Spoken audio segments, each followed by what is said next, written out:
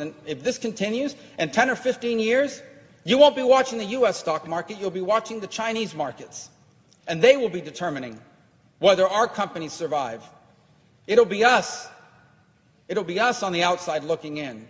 And then Americans are going to wonder, why do we no longer invent great things? Why do we now have to do whatever China wants in the world in order to get the medicines we need to cure my mom or my dad's Alzheimer's? And the answer will be because when they were displacing us, your policymakers were too busy arguing with each other and playing dumb, ridiculous games on a regular basis. Meanwhile, China was focused like a laser with a plan, and they executed on it. This is not a game.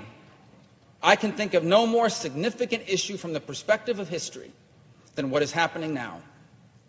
And do not misunderstand me. I do not come here to say that I want to be unnecessarily aggressive with China or that I want there to be a confrontation. China is going to be a rich and a powerful country. And we have no problem with that. We can't have any problem with that. But there has to be a balance. It cannot be a China that is rich and powerful and an America that is weak and not prosperous. Because those imbalances are what create wars. Those imbalances are what create misery. Those imbalances are what destabilize the planet. That can't be. We need to recalibrate this relationship. It needs to be rebalanced on the trade side. It needs to be protective on our national security side. It needs to be equalized. And if it is, China can still be very successful. They're going to invent things. They're going to create jobs. They're going to become more prosperous. And that is fine. We've been doing that for 100 years. Every person in this gallery, sitting in the gallery, every person here in the well of the Senate on the floor, everyone you know has products on them, a phone, a belt, made in another country. The issue is not that other countries make things and we don't. It's not about us dominating everything. It's about balance. And this is not balanced.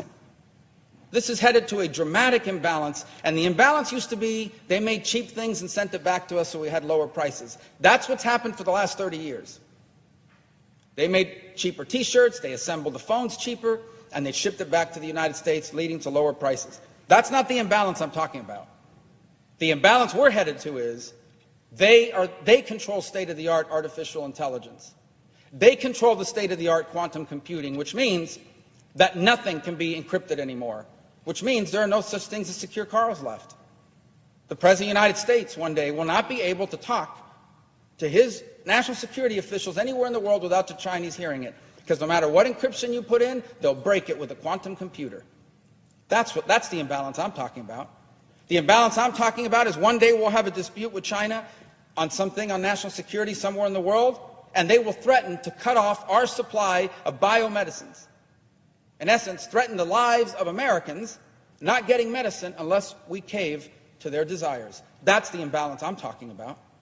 The imbalance I'm talking about is one where they dominate aerospace, where they are the nation that controls satellites and satellite communication. They are the nation that controls 5G. We're headed towards autonomous vehicles. Autonomous vehicles will depend on 5G technology. And China will dominate the world in 5G, and we will depend on it. So we're going to build a fleet of autonomous trucks and autonomous cars, and none of them will work if the Chinese decide to shut it down because they dominate that field. That's the imbalance I'm talking about. And if this all sounds fantastic, apocalyptic, look it up. Research it. And I promise you, you will not find a single person versed on this topic that would disagree with what I'm saying. This is the threat that we face, and we are not facing it squarely.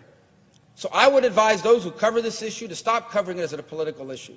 There are some things so important to this country that I don't care what the politics of it are, and most of my colleagues don't either, because these are definitional things that will define the 21st century. I would advise us not to cover this as a purely economic issue, because there is a way to grow the trade gap in the short term. We can sell them a lot more of the things China is willing to buy anyway. They don't intend to lead the world in those things in exchange for them dominating us in the long run. Get rid of the short-term thinking and start thinking our competitor has a 50, 100, 20, and 5-year plans.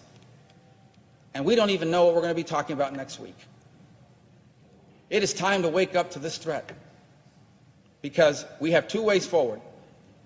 There can be a balanced relationship between two great powers, leading to a world that is stable and secure and prosperity, or we can have an imbalanced world in which a rising power in China does so at the direct expense of a falling status quo power in the United States, and that instability will lead to conflict and a way of life for Americans that we will find unacceptable. And then it will be too late.